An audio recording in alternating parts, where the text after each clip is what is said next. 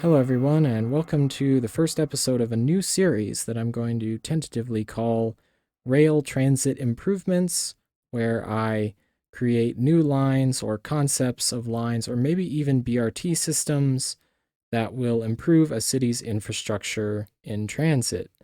I'm going to focus on Denver most heavily right now, though, because it's obviously the city I know most. For this episode, I present the Colorado Boulevard Loop Line, or the I line. I picked the letter I because, as far as I can remember, it's the next letter up in terms of naming Denver's rail lines. I think it's the next in line in the alphabet. I could be wrong, though. That's the only reason I picked it. Now, this would be a loop line that would go along Colorado Boulevard as well as Colfax, and then connect in with the current rail infrastructure right here. As written here, there will be 12 stations total, 6 new stations to be built along the line. Here is the 7.3 miles of new track to be laid. This would be 2 parallel tracks the whole way. We're not going to have any section on this line that is one track. That'll just limit frequency. The line needs to be going both ways and have tracks dedicated to that. Anyway, we're going to get started down here. So this section of rail already exists. This is the Southeast Corridor. And then at the Southeast Corridor, just between Colorado Boulevard Station and University of Denver Station here, we'll have the new track diverge from the Southeast Corridor and then go into either a tunnel or a bridge, which will bypass this huge car intersection here, and then it will emerge from the tunnel or the bridge onto the east/northbound section of Colorado Boulevard here. The traffic on this section of Colorado Boulevard, the northbound, will be moved over to this side.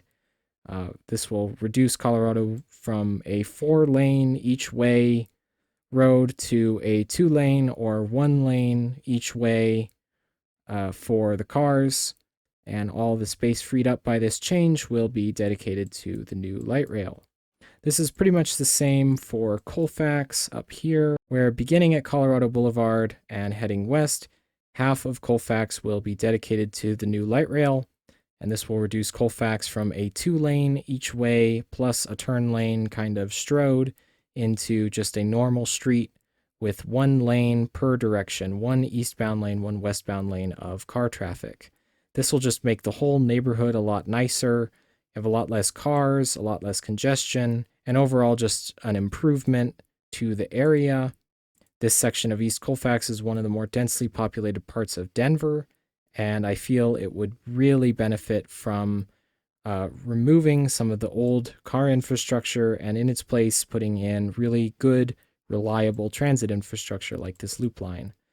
So anyway, after diverging from the Southeast Corridor here and then heading up and out of the tunnel, we'll get to Archdiocese Station.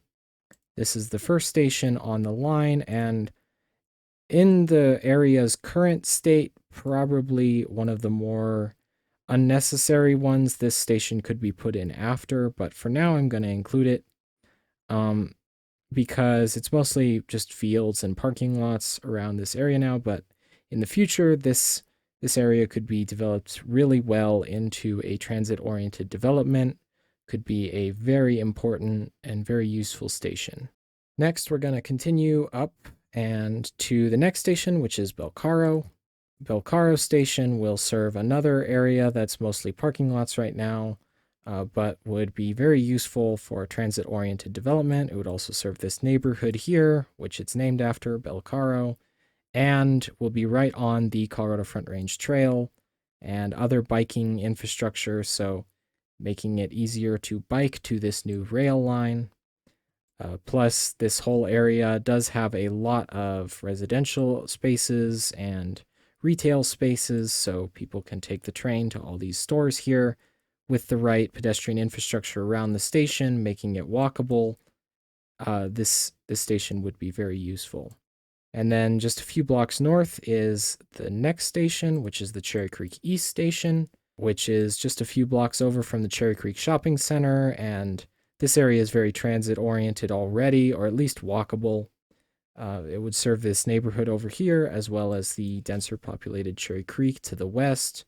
This station would be incredibly useful.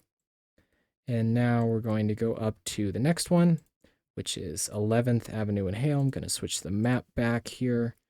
11th Avenue and Hale serves another more densely populated apartment area, residential, businesses. This section of Colorado Boulevard has a lot of Denver's mixed-use developments, and I tried to put the stations in the most ideal locations, have them spaced out well, and all be very useful. Then heading up from the 11th Avenue Hale station, we'll reach the intersection of Colfax and Colorado. There could be a potential station here as well, if it would actually be as useful as the other ones described. And then the next station is Colfax and Steele. This station would be pretty useful for serving the East Colfax area, including City Park. There's a lot of venues along Colfax, including like the Fillmore, the Ogden here, and the Bluebird, all of which would be served by this new light rail line, including East High School, and some old streetcar suburbs that would benefit very well from this new line as well. Switching back, we're gonna go to the next station, which is Colfax and Downing here.